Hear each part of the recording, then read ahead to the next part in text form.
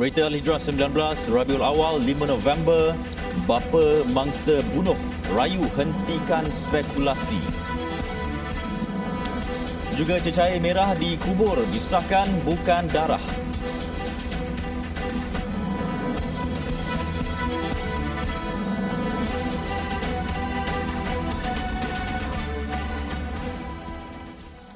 Bismillahirrahmanirrahim. Assalamualaikum warahmatullahi wabarakatuh. Berita Al-Hijrah malam ini bersama saya Ardi Herman Marzi. Cecair merah yang ditemui pada kubur di tanah perkuburan Masjid Al-Irfan Dergah Al-Usta pada 20 September lepas adalah cecair campuran dan bukannya darah. Ketua Polis Kedah, Datuk Hasanuddin Hassan ketika mengesahkan perkara itu berkata hasil ujian makmal mendapati cecair itu dicampur aduk dengan bahan berminyak supaya ia kelihatan seperti darah. So, hasil daripada buat pihak kami lah, pihak PDRM buat semakan secara saintifik, sebenarnya ianya bukanlah the word darah sebenar, tetapi ianya merupakan satu cecair yang dicampur aduk dengan bahan-bahan tertentu yang ada kandungan berminyak sikit. Seolah-olah macam darah. Kalau tengok macam darah betul, tapi sebenarnya bukan darah original. Jelas beliau, ia adalah perbuatan individu tidak bertanggungjawab yang sengaja mencetuskan suasana panik dalam kalangan masyarakat. Walaupun tiada tangkapan dibuat, namun pihaknya telah membuka kertas siasatan bagi membawa suspek ke muka pengadilan. Pada 20 September lalu, berita Al-Hijrah melaporkan kisah kubur berdarah yang tular di laman sosial sehingga mengundang andaian yang boleh mengaibkan jenazah yang baru dikebumikan 2 minggu. Susulan itu, jemaah masjid berkenaan membuat laporan polis agar siasatan dapat dijalankan. Beliau berkata demikian selepas majlis serah terima tugas Timbalan Ketua Polis Kedah di Ibu Pejabat Polis Kontingen IPK Kedah. Pada majlis itu, Datuk Muhammad Azli Abdullah yang akan bersara menyerahkan tugasnya kepada Senior Assistant Commissioner Zakaria Harun.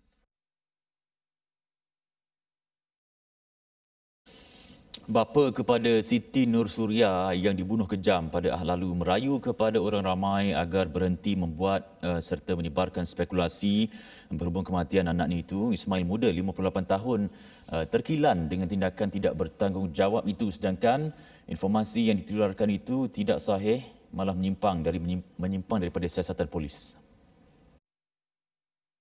Ismail juga sedih apabila masih ada pihak yang mengambil kesempatan meraih populariti dan perhatian ketika dia dan keluarganya sedang bersedih dengan kejadian menimpa anaknya itu.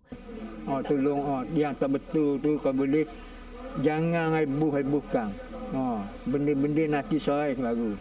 Ini kalau kita tengok banyak benda tu tak betul. Tak betul banyak sangat. Kawan-kawan ni kawan ni kawan tanya betul ni.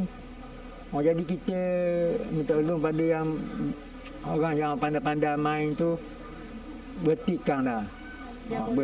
Biar serah kita pada polis. Jelasnya pelbagai tanggapan mengenai kisah anaknya dibuat. Malah lebih terkilan, ada pihak yang turut berkongsi gambar kubur arwah Suria di internet. Ismail ditemui di kediaman keluarganya di Kampung Beladau Kepung, Kuala Terengganu. Sementara itu, kata Ismail, dia sama sekali tidak berdendam dengan keluarga suspek kerana apa yang berlaku bukanlah keinginan mereka. Tak ada masalah. Tak ada masalah, tapi tahu dia mari kedok saya pun tak perasan. Tapi tak ada, kita pun dari keluarga dia tak ada dendam dan dia takdir dah. Sekarang ni tak ada perasaan marah. Tak ada. Keluarga dia tak ada perasaan marah. Saya tak ada perasaan marah. Ismail dan keluarganya redha dengan ketentuan takdir, namun berharap kematian Siti Nur Suria mendapat pembelaan dan pembunuhnya dihadapkan ke muka pengadilan. Sementara itu, adik bongsu kepada Suria, Nurliana Syuhada Ismail, masih lagi trauma dengan kejadian yang menimpa Suria.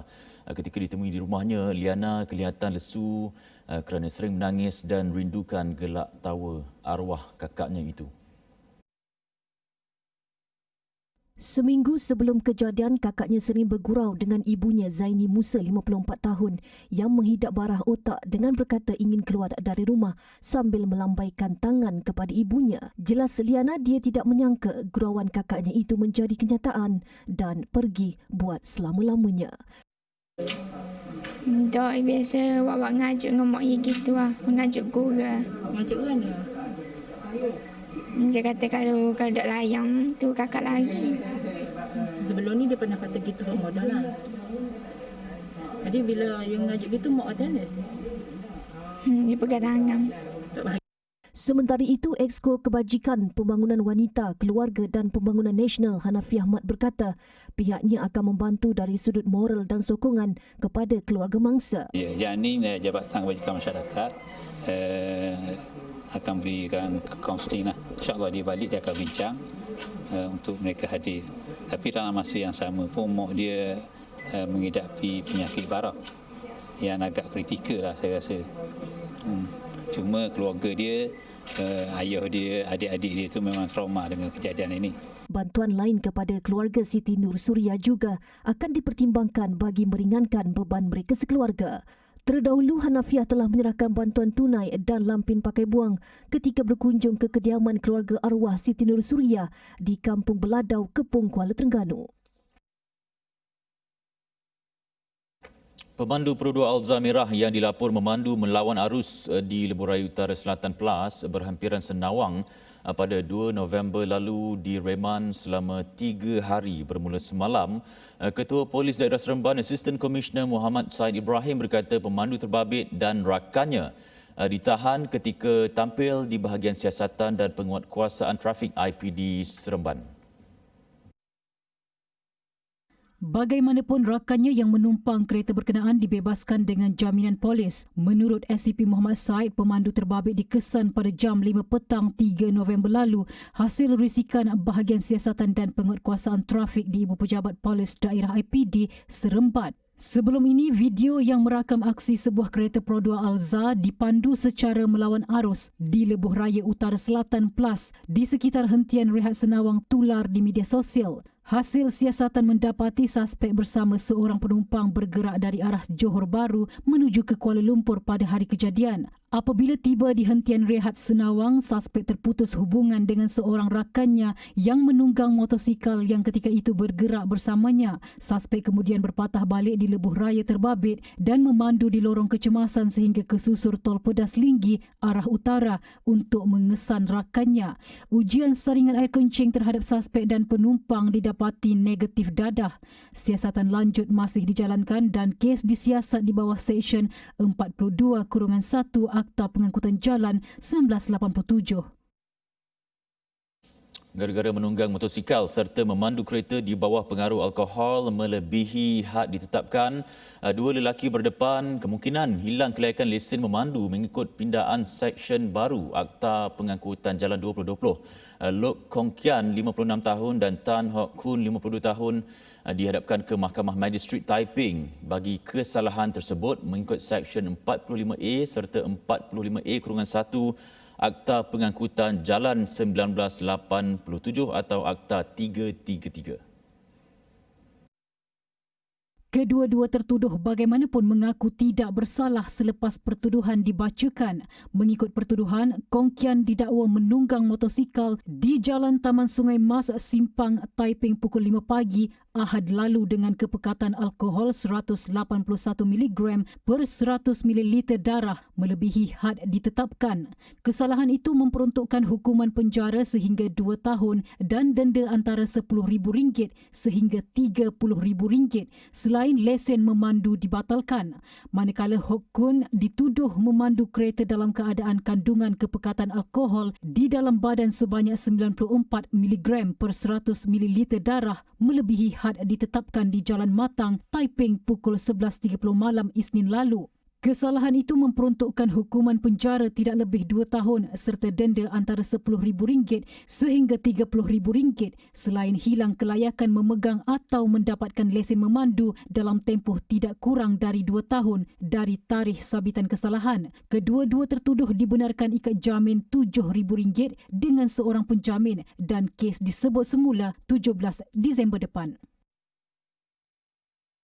Operasi mencari dan menyelamat SAR seorang lelaki berusia 20-an yang dipercayai dihanyutkan arus dalam kejadian banjir di Taman Happy Rasah Seremban Negeri Sembilan masih lagi diteruskan.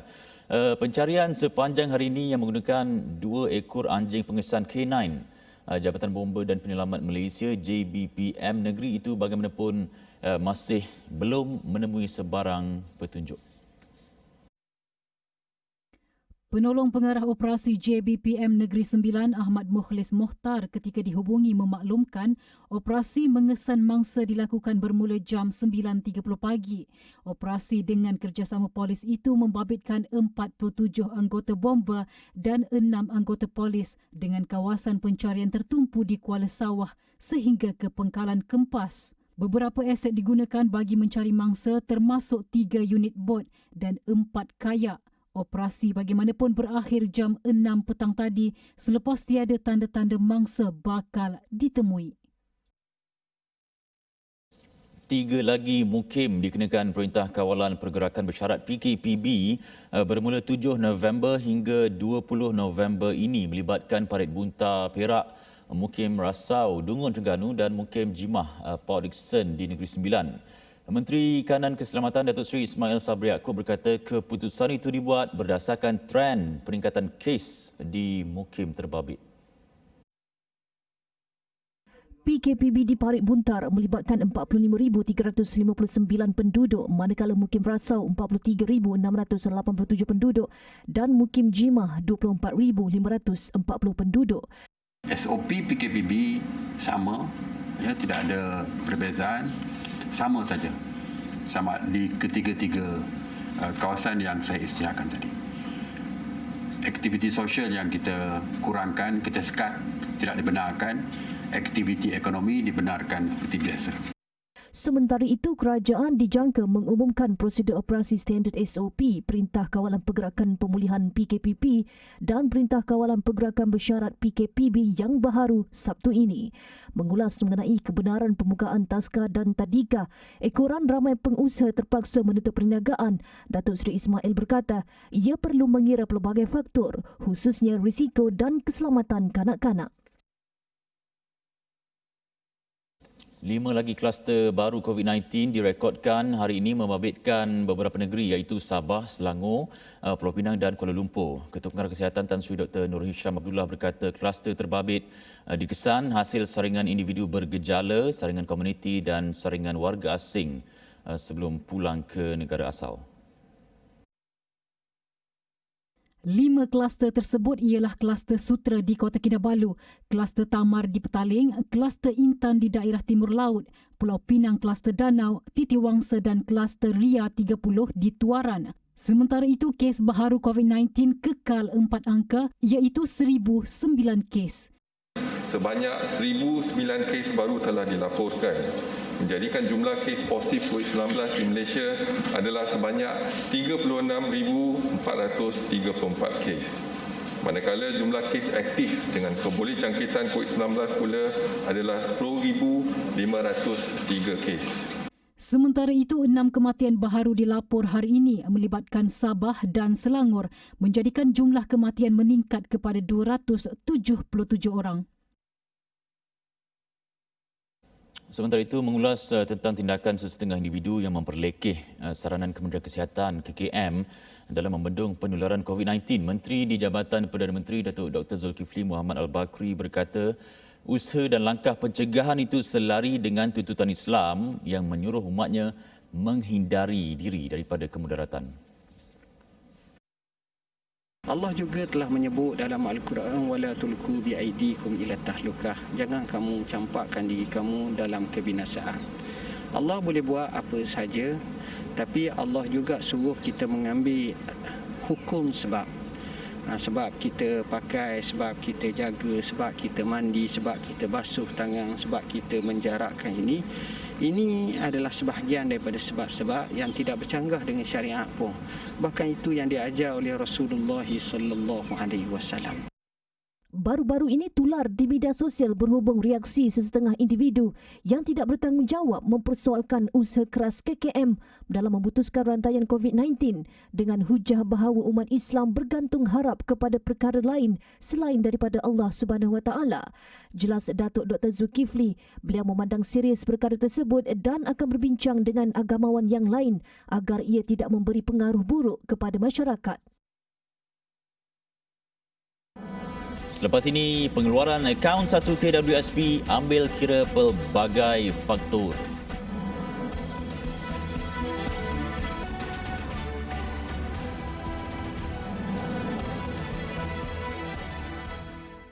Bertemu kembali. Berhubung cadangan pengeluaran akaun satu kumpulan wang simpanan pekerja KWSP yang hangat diperkatakan sejak akhir-akhir ini, Menteri di Jabatan Perdana Menteri Bahagian Ekonomi Datuk Seri Mustafa Mohamad berkata kerajaan akan membuat keputusan terbaik berhubung cadangan itu dengan mengambil kira semua faktor dan kebaikan kepada semua pihak. Jelasnya keputusan itu perlu dibuat secara teliti sebelum Belanjawan 2021 dibentangkan esok. Kira 70% daripada mereka yang ada menyimpan di EPF ini mempunyai simpanan kurang daripada 50,000. Jadi 1.34 lah, hampir 34, 1% amat besar.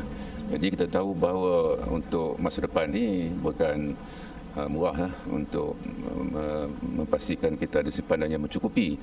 Jadi itulah antara pertimbangan. Jadi kerajaan akan melihat jalan terbaik pada satu masa ada kekangan di segi akaun satu ini adalah untuk tempoh bersara. Yang kedua, kita sudah maklum rakyat terimpit dengan keadaan ini. Jadi kerajaan sudah pasti akan melihat pada dua-dua aspek tersebut dan Perdana Menteri sudah pun bagi sedikit gambaran semalam. Kita tunggulah bajet esok, sudah pasti bajet esok mungkin ada pengumuman lah. Beliau berkata demikian ketika ditemui media pada persidangan Dewan Undangan Negeri Dun Kelantan di Kota Baru siang tadi. Mengulas lanjut, Datuk Seri Mustafa berkata KWSP mempunyai dua akaun, iaitu akaun satu untuk tujuan persaraan, manakala akaun dua boleh dikeluarkan untuk tujuan beli rumah, pendidikan dan sebagainya. Ketika ini kira-kira 70% pencarum mempunyai simpanan kurang daripada RM50,000 dengan hanya 8 juta ahli sahaja mencarum berbanding jumlah keahlian seramai 14.5 juta orang. Semalam kerajaan bersetuju untuk mempertimbangkan saranan pengeluaran simpanan dalam akaun satu KWSP bagi membantu rakyat meneruskan kelangsungan hidup ketika pandemik. 111 pasangan dari wilayah persekutuan selamat diijab kabulkan sejak Perintah Kawalan Pergerakan Bersyarat PKPB berkuat kuasa pada 27 Oktober lepas dan akan nikah dengan kebenaran Jabatan Agama Islam wilayah persekutuan Jawi itu hanya dibuat di premis berkenaan di samping syarat-syarat serta prosedur operasi standard SOP yang digariskan. Akad nikah pasangan yang dijadualkan hari ini berlangsung di Kemah Khas hasil inisiatif Jawi berbanding sebelum ini yang hanya dijalankan di pejabat. Ia bagi memeriahkan suasana menyambut hari bahagia walaupun dengan kehadiran pengiring yang terhad. Pasangan perlu mengimbas kod QR dan suhu sebelum dibenarkan ke Kemah Khas tersebut. Pasangan pengantin Faiz Reza Romli dan Ira Fazira Rahim bersyukur kerana selamat diijab kabulkan selepas tertangguh selama 6 bulan. Sangat mudah lah sebab yang penting kita jaga SOP lah, penjarakan, penutup muka itu penting sebab yelah Jawi dah luluskan kita pernikahan. Saya rasa bersyukur lah. Saya planning bulan 4, lepas tu PKP saya tak boleh nak buat laksanakan majlis. Plan satu lagi bulan 8 pun sama juga tak boleh, tapi tak boleh berapa 3 bulan tangguh 3 kali tangguh terpaksa angkat nikah juga kat Jawi. Tapi alhamdulillah menteri pun dah bagi kebenaran untuk nikah. Alhamdulillah bagi saya seronok lah. Pagi tadi, 4 pasangan pengantin selamat diijab kabul sambil disaksikan Menteri di Jabatan Perdana Menteri Datuk Dr. Zulkifli Muhammad Al-Bakri.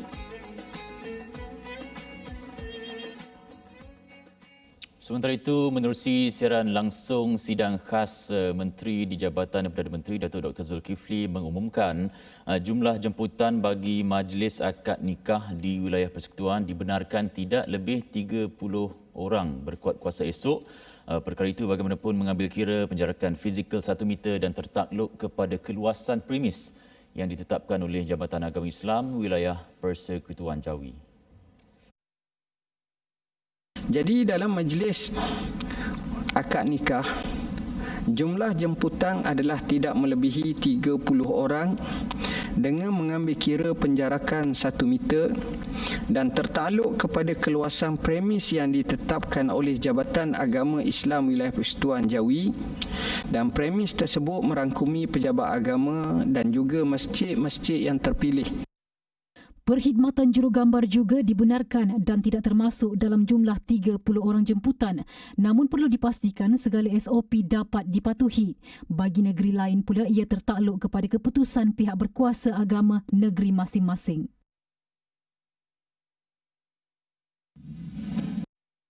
Bagi kawasan wilayah-wilayah persekutuan, saya memaklumkan bahawa pertama, jumlah jemaah salat Jumaat yang insya-Allah esok hari diperluaskan sehingga 1/3 daripada kapasiti Dewan Solat Utama Masjid dan surau Jumaat bagi zon hijau dan kuning di wilayah-wilayah persekutuan. Sebagai contoh, kalau dalam tu boleh muat 3,000 orang, maka dia dengan penjarakan fizikal 1,000 orang lebih kurang. Sementara itu, jumlah jemaah solat Jumaat diperluas hingga 1/3 daripada kapasiti Dewan Sembahyang Utama Masjid dan Surau Jumaat bagi zon hijau serta zon kuning COVID-19 di wilayah persekutuan berkuat kuasa esok. Namun bagi wilayah persekutuan Labuan yang kini berada dalam zon merah, beliau berkata jumlah jemaah solat Jumaat dihadkan kepada 12 orang manakala sembahyang fardu 5 waktu pula 3 orang. Aturan ini juga turut dilaksanakan di wilayah persekutuan Kuala Lumpur serta Putrajaya jika wujud zon merah di kawasan terbabit dan keadaan sama berlaku. Kecekapan pengurusan bekalan dan rantaian pemasaran agro makanan akan dipertingkatkan demi memastikan jaminan bekalan makanan atau food security di Selangor tidak terjejas akibat pandemik COVID-19. Bagi tujuan itu juga, pembangunan sektor pertanian di negeri berkenaan turut diberi perhatian. Menteri Besar Selangor, Datuk Seri Amiruddin Syahri berkata, inisiatif itu merupakan kesinambungan pengumumannya dalam pembentangan Belanjawan Selangor 2021 minggu lalu untuk merancang hala tuju strategik jaminan bekalan makanan di negeri itu. Dalam belanjawan yang lepas, saya menumpu kepada usaha-usaha ini. Bagaimana fokus-fokus kita ke arah mengekalkan food security ataupun menjamin kelangsungan bekalan makanan dalam negeri yang sebagai besarnya ditanggung oleh Yang Berhormat Wabi Izham dan juga PKPS sebagai salah satu daripada agensi pelaksana yang penting kepada agenda-agenda tersebut. Beliau berkata demikian dalam sidang media selepas menyaksikan majlis menandatangani memorandum persefahaman MOU antara Perbadanan Kemajuan Pertanian Selangor PKPS dan Lembaga Pemasaran Pertanian Persekutuan FAMA di Shah Alam. Menerusi kerjasama ini, FAMA akan memberi khidmat nasihat, perkongsian kepakaran dalam pembinaan pusat operasi, menyediakan luang pasaran bagi produk keluaran PKPS, perkongsian kepakaran melalui penganjuran bengkel dan tata cara aktiviti pengeksportan. Manakala PKPS pula akan mendapatkan akses kepada insentif atau kemudahan PKPS, akses pengeluaran PKPS kepada usahawan FAMA dan meneroka usaha sama dalam meningkatkan kecekapan pengurusan bekalan agro makanan. Sebagai contoh, bilik kumpulan ataupun bilik sejuk buku operasi FAMA ada di beberapa lokaliti, sebagai contoh di Kuala Selangor, di Sabak Benam, di Dengkil dan Puchong. Dan kita akan bekerjasama dengan PKPS untuk menggunakan kemudahan itu. Itu satu perkara contoh. Selain daripada kepakaran dan perkongsian, dan dengan kombinasi yang jitu ini, kita akan dapat melengkapkan apa yang dikata kitaran pengeluaran makanan ataupun food security bagi negeri Selangor dan Rakyat. Kerjasama seumpama itu sekaligus meningkatkan pendapatan usahawan tani dalam masa sama menyumbang peningkatan ekonomi negeri berkenaan.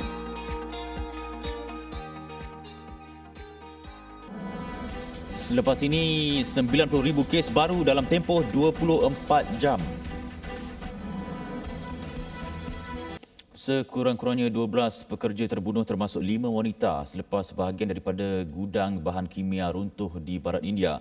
Bertambah tragis apabila runtuhan itu disusuli satu letupan kuat. Insiden yang berlaku di sebuah kompleks industri di pinggir Ahmed Abad itu berjaya dirakam CCTV premis berkenaan. Ia turut mencederakan 9 orang. Menurut saksi, letupan itu memusnahkan sebahagian dinding bangunan termasuk satu kemudahan tekstil yang beroperasi dari kompleks berkenaan. Ketua Pegawai Bomba Ahmad Abad, M. Af Dastur berkata, siasatan awal menunjukkan letupan itu dicetuskan oleh api di sebuah stor bahan kimia dan menyebabkan bangunan berkenaan runtuh. India sering dilanda bencana industri yang mana pakar meletakkan kesalahan itu akibat perancangan yang buruk dan kelemahan peraturan keselamatan. Sementara itu, lebih 99,000 kes COVID-19 direkodkan di Amerika Syarikat dalam tempoh 24 jam yang lalu. Menurut Universiti Johns Hopkins, negara itu melaporkan 99,660 kes jangkitan baru antara jam 8.30 petang Selasa hingga 8.30 petang Rabu waktu tempatan, dengan 1,112 kematian sehari selepas pemilihan presiden. Lebih 9.4 juta penduduk negara Uncle Sam itu kini dijangkiti dan 233,000 maut akibat COVID-19 sekaligus menjadi jumlah tertinggi yang dicatatkan di peringkat global. Lonjakan kes berlaku di seluruh negara sejak pertengahan Oktober, terutama di utara dan Midwest. Petugas kesihatan di beberapa negeri sudah mengeluarkan amaran mengenai keupayaan mereka mengendalikan kes berkenaan ketika selesema musim sejuk bermula. Pandemik itu memberi kesan kepada ekonomi Amerika Syarikat dengan puluhan juta rakyatnya hilang pekerjaan. Akibat COVID-19, lebih 100 juta pemilih memberikan undi melalui pos atau secara langsung sebelum pemilihan yang dijadualkan pada Selasa. Dan setakat 6 petang tadi, calon Demokrat Joe Biden mendahului Donald Trump dengan 264 undi elektoral berbanding Trump 214 undi. Keputusan pemilihan Presiden Amerika Syarikat itu bergantung kepada undi 5 lagi negeri bagi menentukan Presiden baharu Amerika Syarikat. Presidennya Donald Trump yang dirawat di hospital kerana jangkitan COVID-19 pada Oktober mengambil sikap sambil lewa dalam menangani virus berkenaan dengan mendakwa virus itu akhirnya akan hilang. Seterusnya, rangkuman berita antarabangsa pilihan.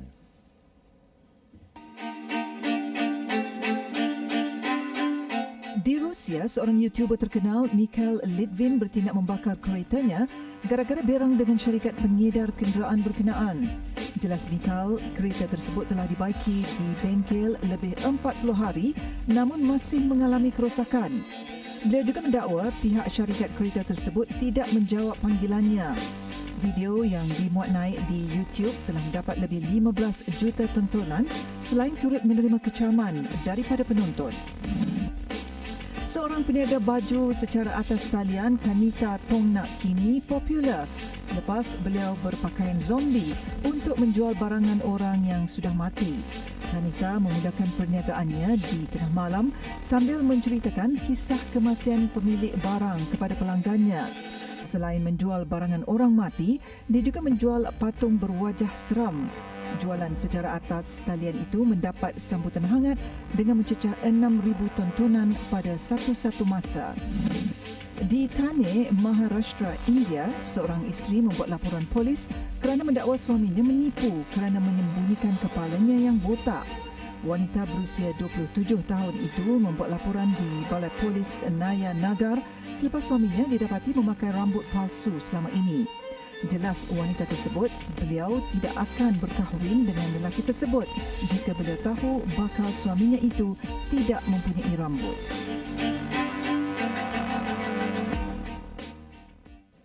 Baik, sebelum berpisah, jangan ketinggalan Global Hijrah versi Bahasa Arab akan disiarkan jam 8.45 malam ini sebentar lagi di TV Al-Hijrah dan turut disiarkan menerusi FB Live Berita Al-Hijrah. Satu lagi petang esok, program khas sempena pembentangan Belanjawan 2021 akan dibawakan secara live bermula jam 3 petang. Jadi jangan lupa tonton. Sekian berita Al-Hijrah untuk malam ini. Saya Ardi Rahman. Kita jumpa lagi. Assalamualaikum warahmatullahi wabarakatuh. Selamat malam.